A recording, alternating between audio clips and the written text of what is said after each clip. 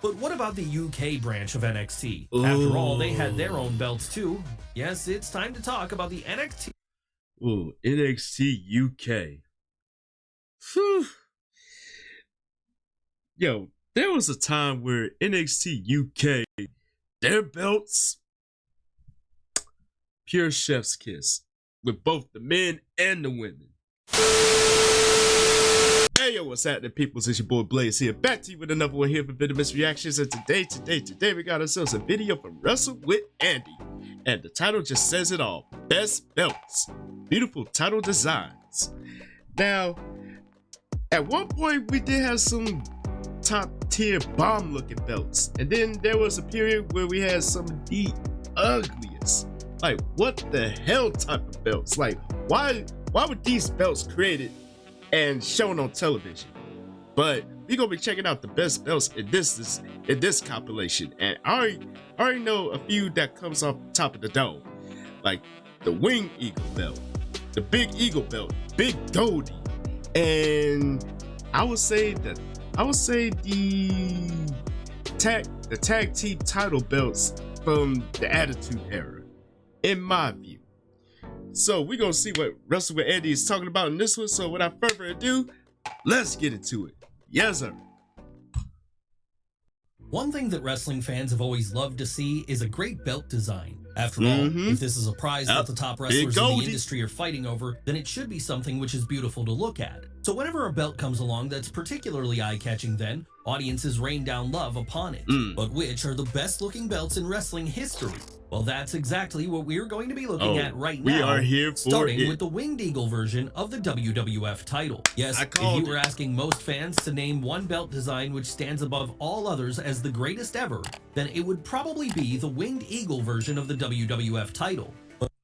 Yes, the Winged Eagle belt. Whew, I ain't gonna hold you.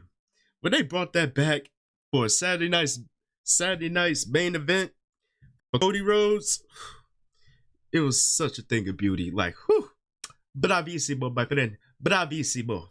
And this ain't the first time Cody has done this.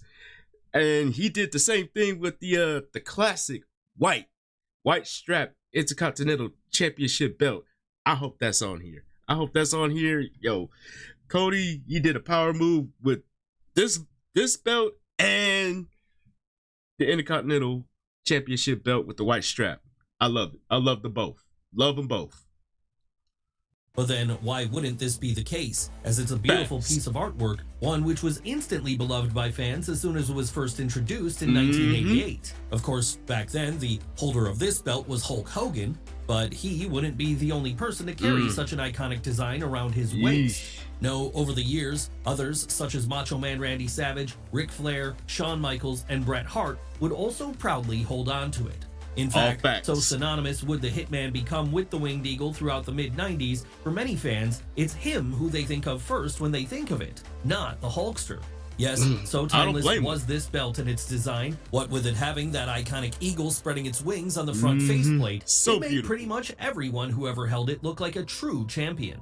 Unfortunately, though, as with all good things, the time of the Winged Eagle would eventually come to an end. And that end came in April of 1998, as it was on the Raw after WrestleMania 14, where he'd won the gold from Shawn Michaels, that Stone Cold Steve Austin would be presented with an all-new belt, one we'll get to in a moment. But even if it was gone now, fan nostalgia for this classic design would remain over the years, with many calling for it to return as the decades went on. And in the end, these fans would get their wish, because at the recent Saturday Night's Main Event revival in December of 2024, WWE would bring the Winged Eagle back for one night.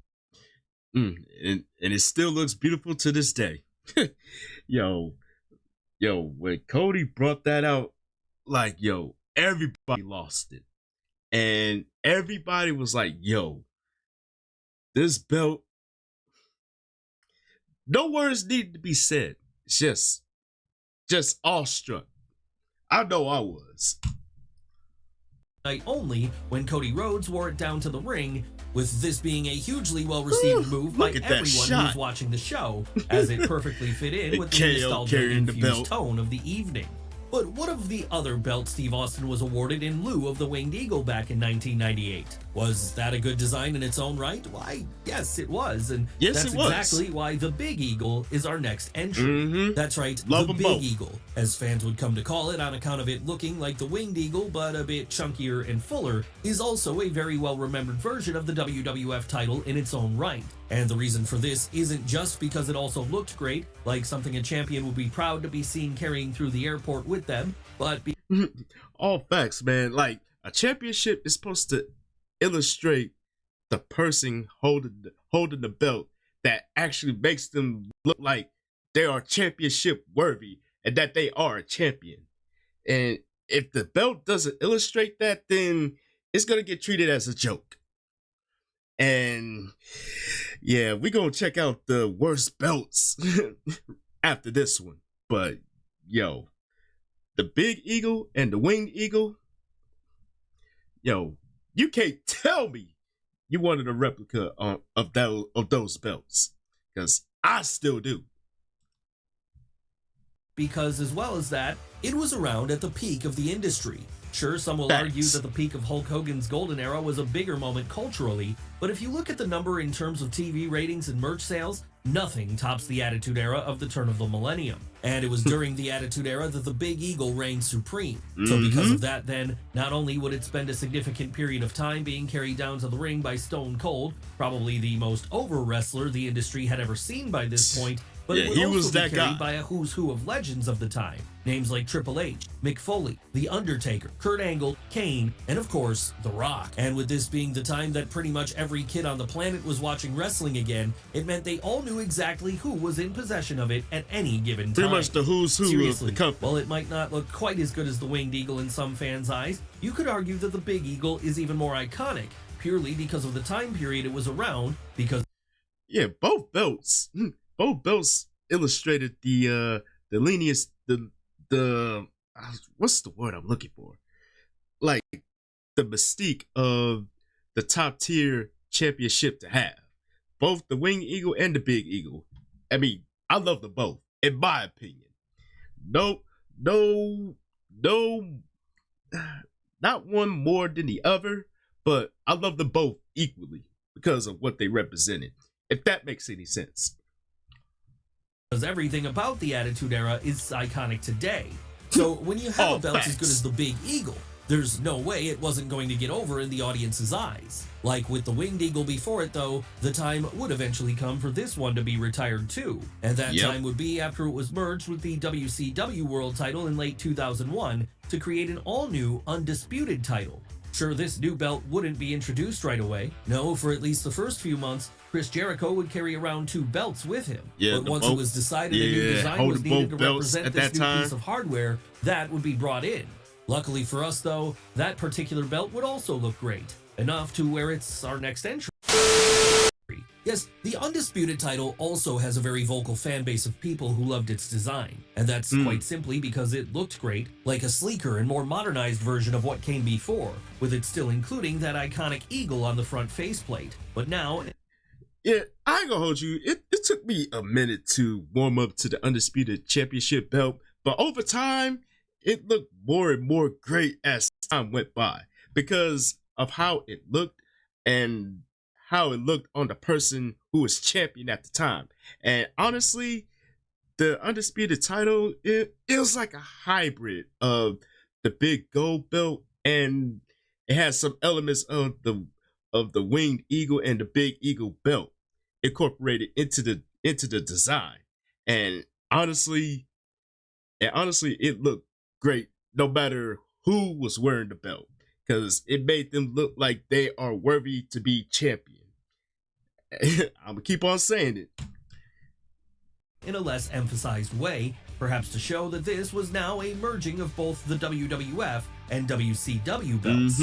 So when it was awarded to Triple H in April of 2002 after he won the gold from Chris Jericho, any disappointment fans had over seeing the Big Eagle disappear quickly evaporated as they realized that what they had now was arguably even better. Hell, this was something that looked so good, many wished it could have been the top prize of the Attitude Era. But instead of being around for that period, the Undisputed title would be around for the early years of the Ruthless Aggression era instead. And that meant it would be right there in front and center, being fought over by the likes of Brock Lesnar, Kurt Angle, and The Undertaker. In fact, so popular would this belt design be, even when it was no longer the Undisputed title on account of it becoming SmackDown exclusive and Raw getting the World Heavyweight title instead, the same look would remain, with it now being simply referred to as the WWE title again. And during that reign, it would have an arguably even greater lineage of holders, with this being the time that it was also held by the likes of JBL and Eddie Guerrero. Yes, cast your mind back to that moment where Latino Heat famously overcame the odds by beating Brock Lesnar at No Way Out 2004, and you'll remember that it was... Yeah, that was such a feel-good moment for Eddie Guerrero, and I was so happy he got that moment right before his untimely passing that came like a years some change later. But him winning the belt, that was one thing that Eddie wanted. And I was so happy when he got that moment. Long live Latino Heat, bro. That's real. This belt that he held above his head as he jumped into the crowd to be with his people after the match was over. And this is the only iconic moment associated with the Undisputed title design. No, there's also that great Iron Man match between the Beast and Kurt Angle on an episode of SmackDown where they fought over possession of it, or the time that it was briefly held by legends from prior eras like The Rock and Hulk Hogan. All of this is to say, then, there are plenty of reasons to remember this particular title with fondness. Does this mean we'll ever see it revived, especially in light of the Winged Eagle returning? We suppose it's possible. But before that happens, we expect it's more likely we'll see the return of another belt design instead, one which to many older fans of territorial wrestling represents the greatest design ever, the one, the only Big Gold Belt. Yeah, Big Goldie. Even to this day, I still want that championship belt just to have as a replica. But the Big Gold Belt, yeah, you cannot beat the classic with that one. I'm sorry. Ah yes, the Big Gold Belt. The title that represented the #1 prize in all of wrestling for a while, as back during the 80s, it was what the National Wrestling Alliance used for their world title. And that meant it would be held by some of the greatest legends to ever lace up a pair of boots. Names like Sting, Ric Flair, and many more. Hell, so great would it look with its gigantic gold faceplate announcing from miles away that the champion of the world was coming once WCW was formed out of the ashes of Jim Crockett Promotions during the late 80s, and that company effectively became the new home base of the NWA. The Big Gold Belt would transfer over there instead. Obviously then, this meant a whole host of other great names would get to hold it down in Atlanta, people like Vader. That said, for the most part, it always remained around the waist of the Nature Boy. Yeah, when you think of the World Championship belt, the Big Gold Belt, you think of Ric Flair because he held that title the most. Like, it is synonymous to the good old Nature Boy. I'm sorry, but it's the truth. And because of this, when he left WCW in 1991 while still in possession of it, he'd actually be able to take it over to WWF with him for a brief time, where he paraded it around, all while proclaiming himself to be the real world's champion. As you would expect, however, this did not go down well with WCW management. And so it was that before long, the Big Gold Belt would be back in their possession. And this meant it was still there when that company had their own boom period during the mid to late 90s after the New World Order was formed and Hollywood Hogan came to be its newest holder. But being a... Yeah, I love that version of the two with the NWO spray painted across the belt. Even the traditional black spray paint or the Wolfpack spray paint. I love them both. Part of the rebel group coming in to destroy the company, Hogan had no intention of respecting the history of this particular prize, which was exactly why, after winning it, he desecrated it by spray painting a big NWO logo over that famous front faceplate. How would WCW respond to such an outrage? Well, they'd do everything they could to have one of their own win it back. Something which eventually happened when Sting toppled the Hulkster at Starrcade 1997. And after that, the Big Gold Belt would be returned to its former glory as it hung around for the rest of WCW's existence, right through to the Invasion, where it was eventually unified with the WWF title. Even then, though, that would not be the end of this title, as when Raw needed a new top prize in 2002, the Big Gold Belt would be brought back again, this time as the World Heavyweight title. And that's the position it would remain in all the way up until it was deactivated once more in 2014. And I ain't gonna hold you. I low-key hated it when they awarded the title to Triple H, but I'm not even gonna complain about it anymore. I was just glad that big gold belt was back. With this period allowing it to be held by a whole host of new legends like John Cena, CM Punk, Batista, and Daniel Bryan, just to name a few. Of course, even before the big gold belt was first introduced as the NWA title way back in 1986, though, it wasn't like the NWA didn't have an equally as great design for their top prize. They were the #1 body in wrestling back then, after all. No, back during the 70s and early 80s, they had a design which was equally as cherished by many today, the 10 pounds of gold. 10 pounds of gold. It's tag speed. One shot makes you a soup for 24 hours. That's right, back during the earliest reigns of Ric Flair on top, this was the belt he held, and what a belt it was. In fitting with the name, it looked amazing with its 10 pounds of gold spread out across its various plates which not only let anyone who was looking know that this was the World Heavyweight Championship of the National Wrestling Alliance, but also all the different countries with proud wrestling traditions that represented places like the United States, the United Kingdom, Japan, and Mexico. Needless to say then, this was the one that every wrestler wanted to win back during the 70s, as to hold it meant you weren't just the champion of a particular territory. No, it meant you were the top guy in the entire industry. Someone who the governing body of wrestling could trust to represent them with all the class and dignity you'd expect a champion to have. And that's exactly why it should come as no surprise that the people who held the 10 pounds of gold around their waist represent a who's who of the best the time period had to offer. Seriously, we're not just talking about names like Ric Flair here. No, we're also talking about first ballot Hall of Famers such as Harley Race, Jack Briscoe, Terry Funk, and Dusty Rhodes. Of course, as time went on though, and the big gold belt was introduced to much fanfare, it felt very much like this was a design which was going to be relegated to history. That was until it was brought back again in 1993 under controversial circumstances when new champion Shane Douglas threw it down on the ground after winning it, in the process proclaiming himself to be the Extreme Championship Wrestling World Champion instead. Was this a blow to the credibility of the 10 pounds of gold? Sure, but it wouldn't be enough to damage it too much in the long term. Yo, seeing R-Truth with that belt, man, it really does have a feel-good moment. Yeah, because seeing him as a world champion, yo, honestly, nobody would have expected that. But you know what? Much love to R-Truth for, capturing and representing that title with so much grace. Love it. As after that, it would continue to be the belt used by the NWA as their top prize. Yes, it's true that these were dark times for the brand, and that few really considered it a world title anymore by then. Whoa. Hold up. Bring that back? Adam Pearce won the belt? Hold up. Yo, I didn't expect this. I didn't know Adam Pearce held that title too. Yo, the things you find out, on the internet. But yo, I love it. I love it. But you know what? This goes to show that you got to put some more respect on Adam Pearce's name though, on the real, because him holding the belt, I'm completely blindsided. Because I didn't know this world title anymore by then. Yo, but it would get an unexpected revival in fortunes during the late 2010s, as that was when Billy Corgan bought the National Wrestling Alliance and brought it over to YouTube full time.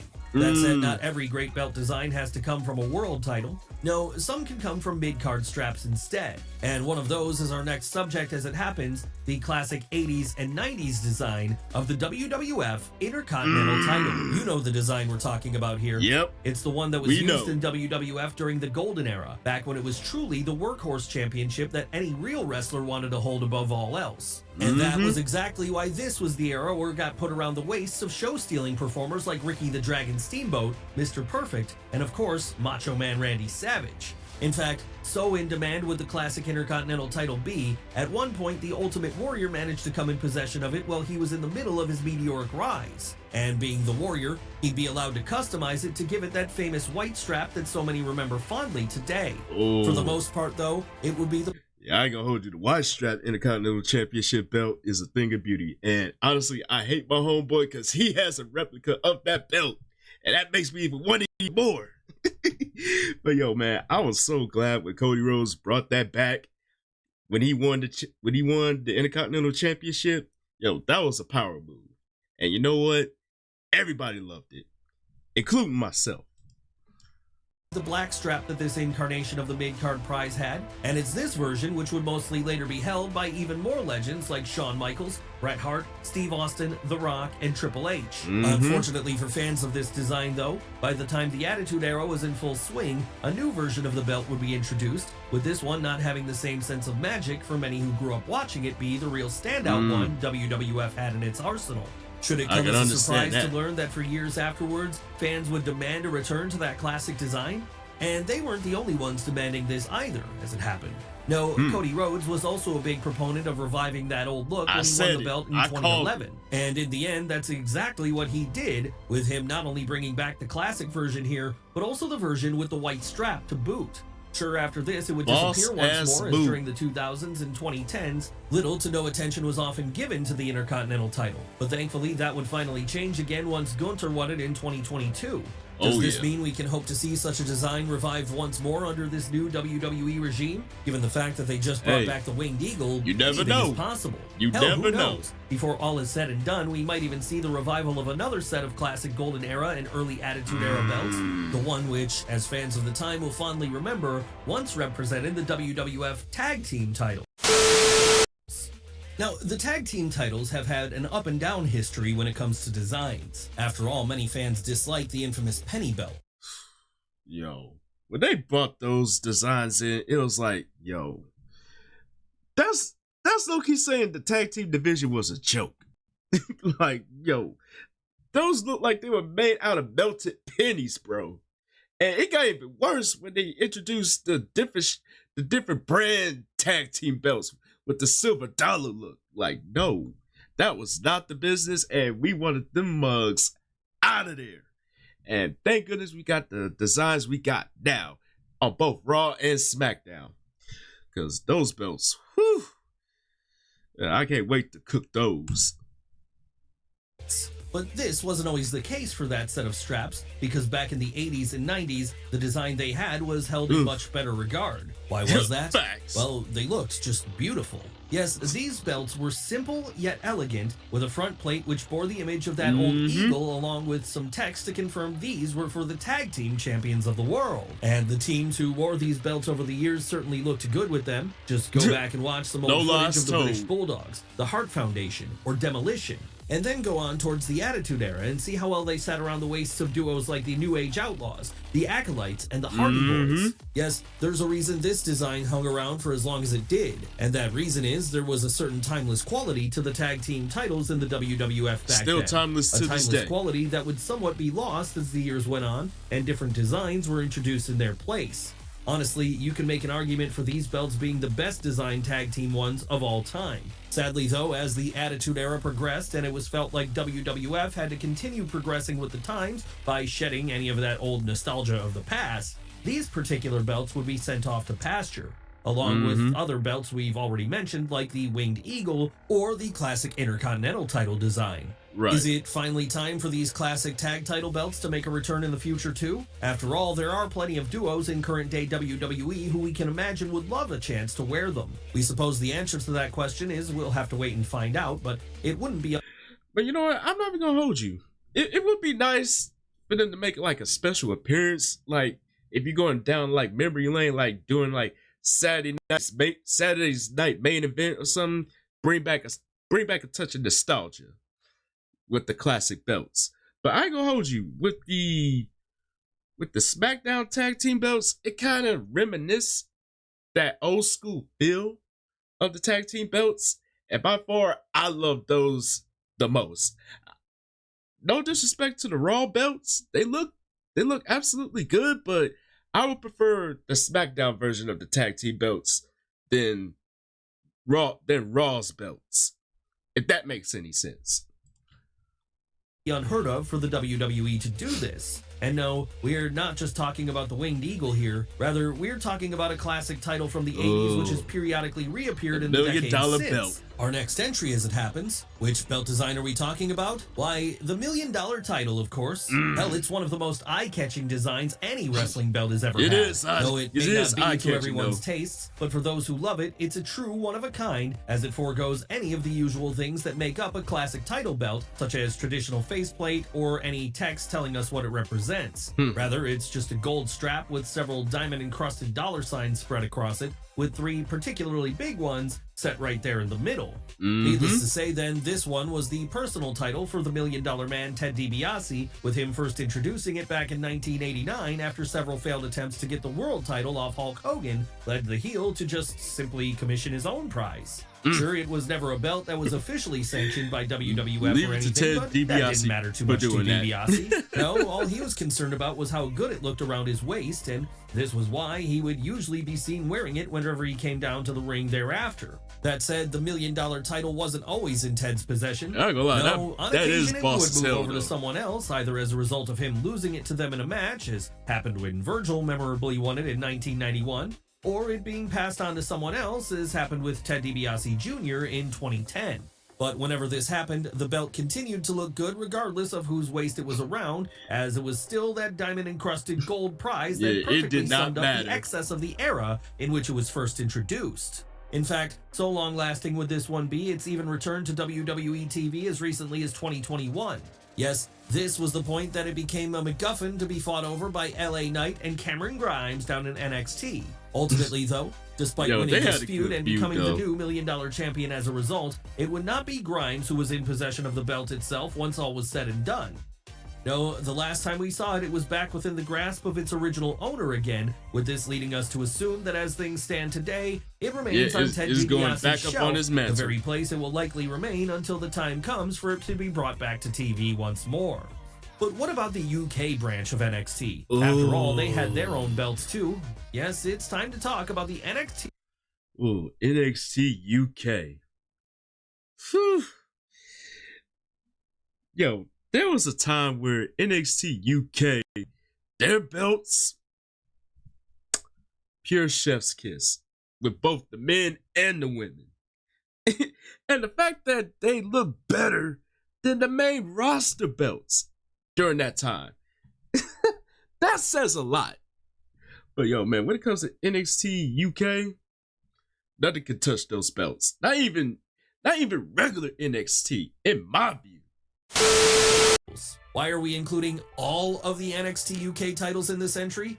Well, because they all looked equally as great as each other, and so it doesn't seem fair to pick one over another when deciding on what to include in this video. Look beautiful. No, whether we're talking about the NXT United Kingdom Championship, the NXT UK Women's Championship, or the NXT UK Tag Team Championships, each one looked fantastic. And they all looked pretty similar too, particularly the Men's and Women's World Championships, as they had pretty much the same faceplate, a gold British themed design with a splash of red to highlight the NXT UK logo, with the only real difference being that one had a black strap and the other had a white one. Then there's the NXT UK Tag Team titles. While they were a little different in that their faceplates were a little more circular, the rest of the design was similar enough. Of course, it always helps a belt to look good if there are some great wrestlers holding it, and luckily for the NXT UK titles, there was no shortage of great wrestlers who won them during their all too brief history. Seriously, if we're talking about the men's world title, then the people who wore that include the likes of Pete Dunne, Ilya Dragunov, and of course, Walter. And if we're talking about the women's world title, well, that was held by not only Kaylee Ray and Miko Satomura, but also arguably the two biggest stars in all of women's wrestling today, Rhea Ripley and Toni Storm. Sure, the NXT UK Tag Team titles might not have quite as impressive of a lineage as that, but they still had an impressive one. After all, when we're talking about belts that were held by the grizzled young veterans, Mustache Mountain, and Pretty Deadly, how could they not? That's right. While they might not have lasted for long, the NXT UK titles certainly made the mark for fans who were watching the show week in and week out, and a big part of the reason they were held in such high regard by those fans was because they looked great around the waist of anyone who was in possession of them at any given moment. But let's move away from WWE and its various brands for a moment again, and back over to the world of WCW instead, as this is where we find our next great belt design. Which one of the many titles that company has had over the years are we talking about here? The 90s version of the United States title, of course. That's right. Well, there have been many different versions of the United States title which have existed across the years between Jim Crockett Promotions, World Championship Wrestling, and WWE. Too many to count, in fact. The design most beloved by fans has been the 90s version, and this was the one which was introduced in 1991 after Ivan Koloff destroyed the prior version. And this design does everything it needs to do and more, what with it having a nice gold faceplate adorned with an American flag and some equally as nice side plates showing off some of the grappling that would make the title so well regarded. Unsurprisingly then, given how good it looked, this one would remain in circulation all the way up until WCW went out of business in 2001. And that means it was there through multiple eras of the promotion, including their big mid to late 90s boom period. Who would be some of the people who held it during this time? Well, like with some other belts we've looked at today, it's pretty much a who's who of some of the biggest names of the era. We're talking about people like Sting, Vader, Ric Flair, Diamond Dallas Page, Goldberg, and of course, young Steve Austin. Yes, before he was the Rattlesnake over in WWF. To this day, man, I cannot imagine, Stone Cold being in WCW. But you know what? Man, I'm glad that he became the biggest name in WWE, because I know in WCW he got jerked around so much. But you know what? To see him with championship gold in WCW, I love to see it. Stone Cold was first cutting his teeth in WCW with this piece of hardware. But then that's what a great mid-card title should do. Help to elevate someone to that next level on their route towards the top. And it always helps these performers get over if the belt looks as good as the 90s version of the United States one did. Which is why it's such a shame that when Vince McMahon bought the company out at the dawn of the new millennium, this design would not last much longer. No, once the US title eventually made its full-time return again in 2003, it would be an all-new design that was featured, one which, while it certainly had some charm of its own, wasn't quite as beloved by fans as the prior version had been. It was still but then maybe the fact it eventually went away is part of the reason it's so well remembered today, as absence certainly makes the heart grow fonder. That said, if it were up to us, not only would this one make a full-time return in the present day, but all the belts we've looked at today would, because they each represent some of the greatest designs the industry has ever seen, with all of them proving that a good-looking belt really can make all the difference in the world. It can.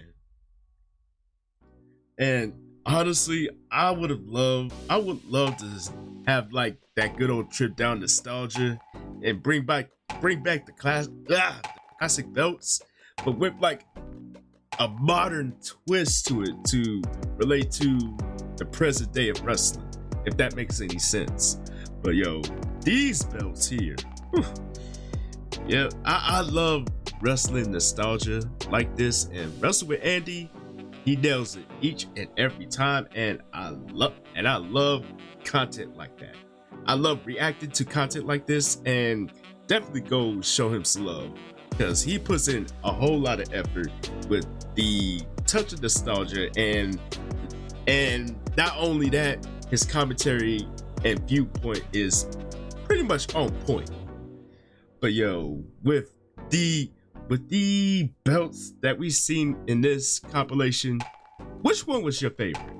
I want to know. Let the comment section have it down below, and I'm gonna put my answer down there as well. And as always, thank y'all for tuning in. Hopefully y'all enjoyed this one, and don't forget to tell your peoples across the globe, come kick it with your boys. Just one good solid time. And you already know what to do next, my peoples. Follow your boy on social media right over yonder. And this is your boy Blaze saying Chuck. Yeah. I'm messing up on the outro. This is your boy Blaze saying Chuck the Deuce, and I will see y'all in the next video. And I'm out.